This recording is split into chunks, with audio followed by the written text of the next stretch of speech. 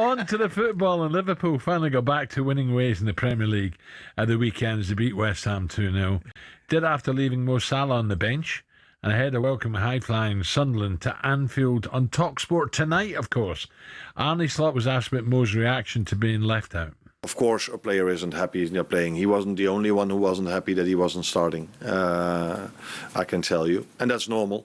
But the way he behaved was as you would expect from a professional he is. But he was very supportive for his teammates, handled himself really well during the day and yesterday in the session as well.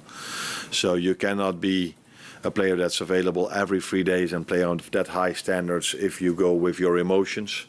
But for Mo, he's so disciplined, knows what to do to stay fit, and no matter if he plays well, doesn't play well, if he plays or if he doesn't play, he will always be that top professional, and that's what he was in the last 2 days. So don't forget, live and exclusive on talkSPORT 2 tonight, Liverpool against Sunderland. Will he leave him out tonight, Ali? And B, is Mo lost confidence, or is he just getting older? We'll get back to this video in just a second, but first I want to talk to you about this. This is the NextBase Pico, and this will keep you and other people safe on the roads this festive period. It's a connected compact dash cam which will record every single journey you make in high definition, and they've got a cheeky little offer going on at the moment, which I think you will like. Now, we know what people are like on the roads. We've all been driving to see friends and family and got cut up by someone, and maybe you're going to a racetrack and you're going to go and watch the professionals do it, and there's probably a lot of professionals not out there on the motorways of the UK. Well, look, this will record everything in high definition, sharp detail. There is a 1K and a 2K version, so whatever happens, it means you've got evidence for whatever goes on the roads. It's not just about the footage though. The Pico's packed with smart safety features that every driver needs, and of course it's from the UK's leading dashcam brand, which was recently crowned Trusted Review's best dashcam of 2025. It's super compact, even I can install it and you won't even notice it on your windscreen.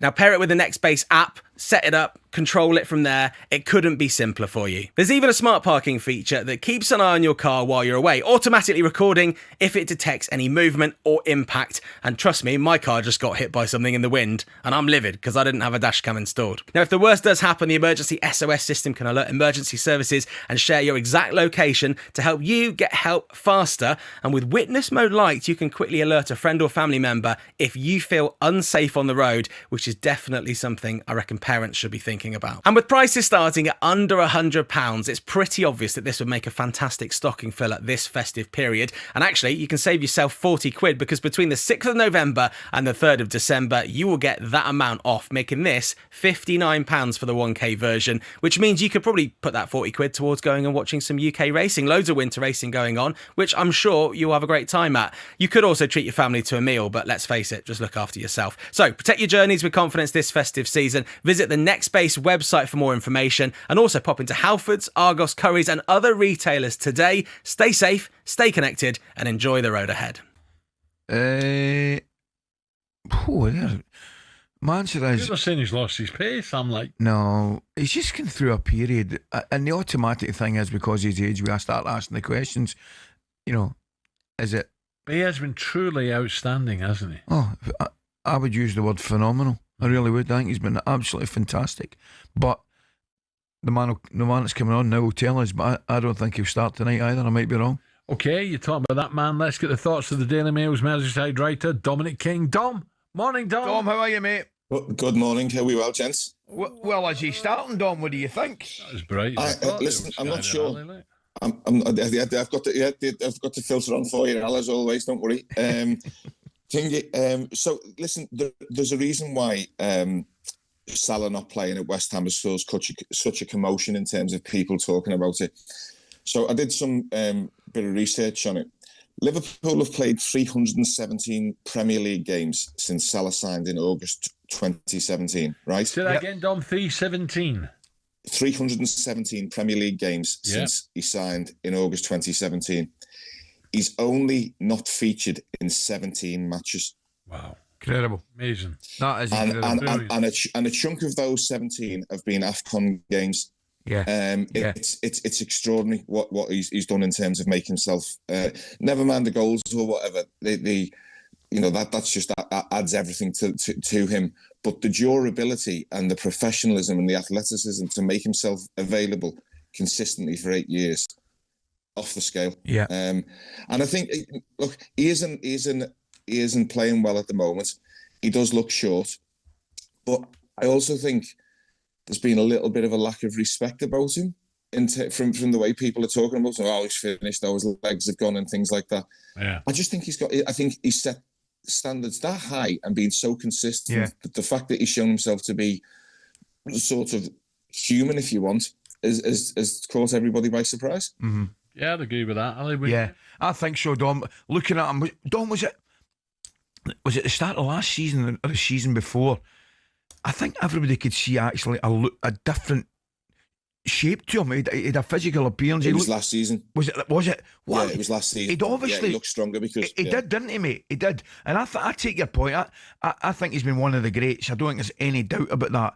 And when you have those standards and you have that ability and you play at that level for so long, it's natural that people are a little bit taken aback when your standards drop through.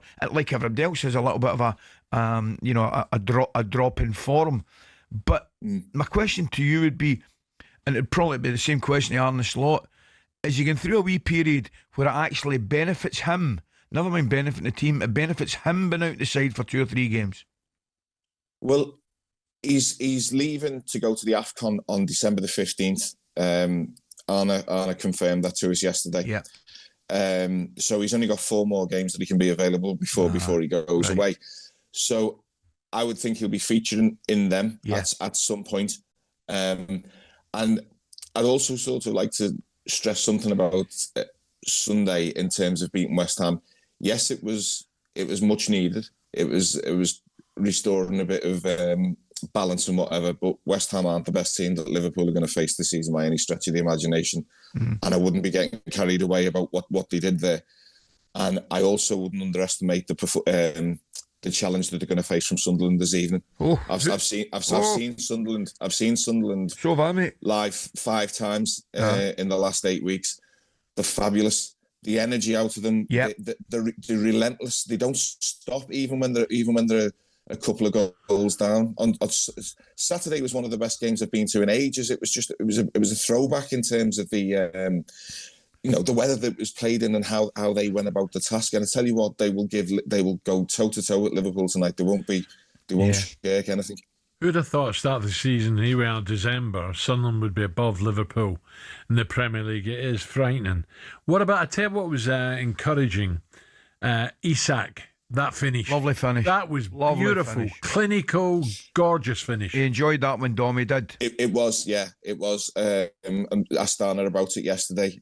He said he's seen just a little bit of lift in his demeanour, little bit of confidence that he's taken from it. But equally, he was saying that he's the type of player that demands so much more of himself, and he didn't spend 125 million for him to score 1 goal against West Ham.